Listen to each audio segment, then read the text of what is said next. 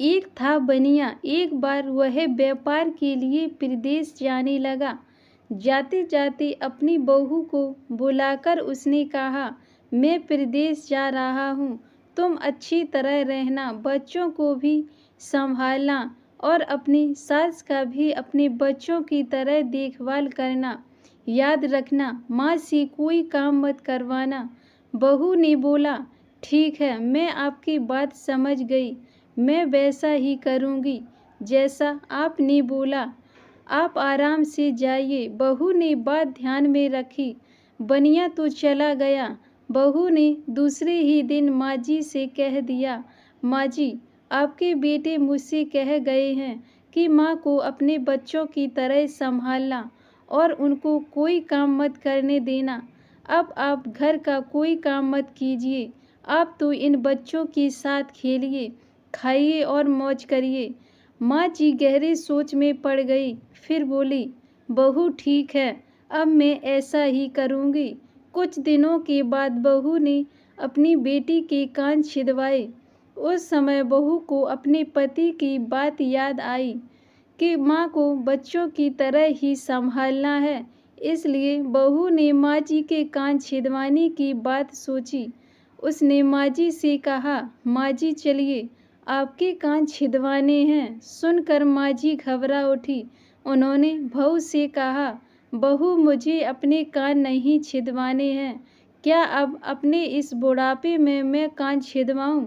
बहू बोली, जी नहीं माँ जी, आपको तो यह करना ही पड़ेगा। मैं नहीं जानती कि आपका बेटा मुझे कुछ कहे, इसलिए आपको मैं अच्छी से देखभाल करूँगी।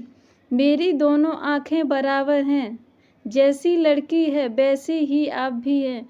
माँ जी मन ही मन समझ गई और सुनार के पास बैठकर उन्होंने अपने कान छिदवा लिए। सुनार ने कान छेदे और कान में धागा भी डाला। बहू जिस तरह रोज रोज लड़की के कान में तेल डालती थी, उसी तरह माँ जी के कान में भी तेल लगाती। थोड़े दिनों बाद बहू ने अपने बेटी के लिए बाली बनवाई तो उसे अपने पति की बात याद आई। फिर उसने माँ जी के लिए भी बाली बनवाई और कहा, आइए, आपको यह बाली पहना दूँ। माँ जी ने कहा, बहू मुझको बाली क्यों पहनाती हो? मैं बूढ़ी हूँ, मुझे इसकी ज़रूरत नहीं। बाली तुम अपनी बेटी को पहनाओ, मुझको नहीं पहननी है। लेकिन बहू नहीं मानी।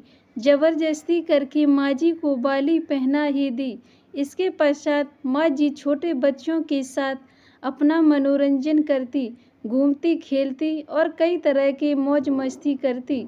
बहू ने एक बढ़िया दिन देखकर अपने बेटे को नाई से चोटी रखवा ली। फिर बहू को माँ जी की याद आ गई।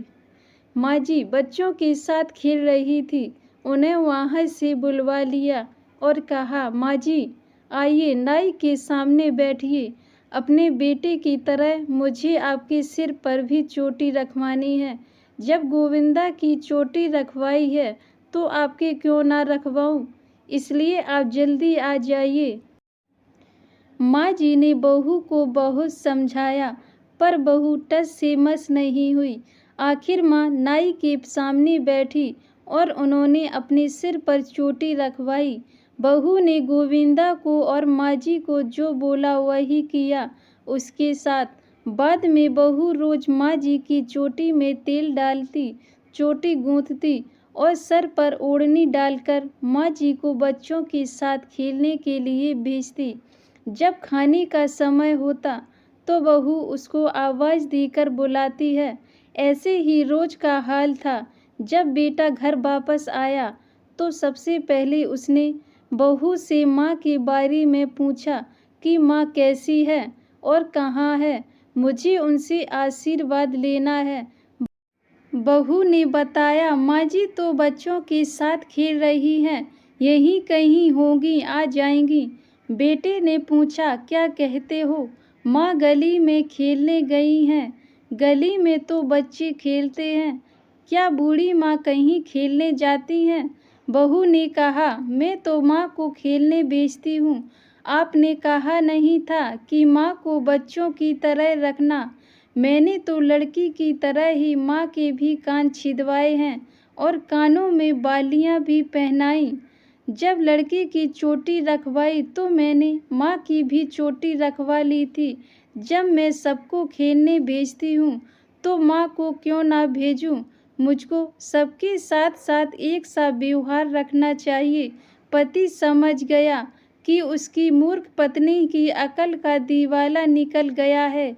बाद में पति के कहने पर बहू ने माँ को पुकारा। माँ जी गली में खेलती खेलती आई और अपने बेटे को देखकर उसकी आंखों में आंसू झलझला आए। माँ की हालत देखकर बेटा भी दुखी हो उठा। बहू की मूर्खता के लिए बेटे ने माँ से माफ़ी मांगी और बहू को बड़ी उल्टी सीधी सुनाई।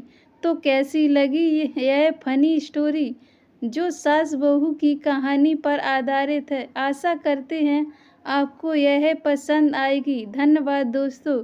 अगर कहानी अच्छी लगे तो वीडियो को लाइक कमेंट शेयर ज़रूर करें और चैनल को सब्सक्राइब करें।